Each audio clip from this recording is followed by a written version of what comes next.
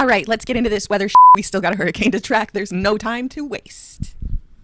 Above my head, you can see we've got rounds of severe thunderstorms with heavy rain possible over the northern plains and the upper Midwest today and Sunday. Hazardous heat in the lower Mississippi Valley through early next week. Storm systems off the Puget Sound, but let's check out that hurricane. Hurricane Erin is moving west-northwest at about 15 knots. Estimated minimum central pressure is 979 MB. Erin is likely to move just north of the northern Leeward Islands, the Virgin Islands, and Puerto Rico over the weekend with gradual decrease in forward speed. Rapid strengthening is expected in the next 24 to 36 hours, and Erin is forecast to become a major hurricane during the weekend. Swells generated by Erin will begin affecting portions of the northern Leeward Islands, the Virgin Islands, and Puerto Rico by this weekend, and will likely spread to the western Atlantic next week. These swells are likely to cause life-threatening surf and rip current conditions. The outer rim bands of Erin are expected to produce areas of heavy rainfall tonight and Sunday into the northern Leeward Islands, the Virgin Islands, and Puerto Rico. This rainfall may lead to isolated and locally considerable flash and urban flooding along with landslides or mudslides.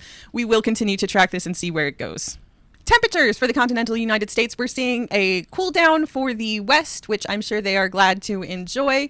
Mountain states still relatively hot, maintaining those high 80s, low 90s, and even hundreds for some areas, though 100 isn't that bad for the Arizona, Nevada, Utah, California border area.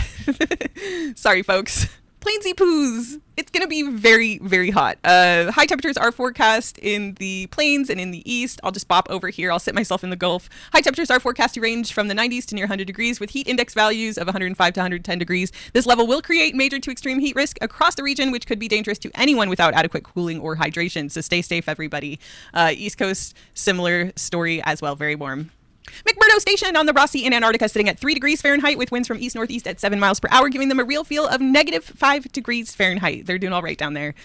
Alaska is still getting peed on in the interior, but otherwise you seem okay. No major hazards of note to report for you guys. Temps in Alaska, 55 for the Arctic Circle, 60 in the interior. A lot of 50s around the map, those 60s for the Aleutians, 65 to 67 near Anchorage, and 62 for the Panhandle. Hawaii looking pretty clear and beautiful. There's a couple of small craft advisory-style winds along the coastline, but nothing too intense. That high pressure building over the region is going to maintain locally breezy trades through early Sunday, and a low-level trough associated with remnants of the former tropical cyclone Ivo will move into the vicinity of the islands Sunday, creating more clouds and showers, especially on the Windward and Mauka areas through Monday. Dry and stable conditions will return Tuesday and continue throughout the week. Temperatures in Hawaii in the low 80s to the low 90s.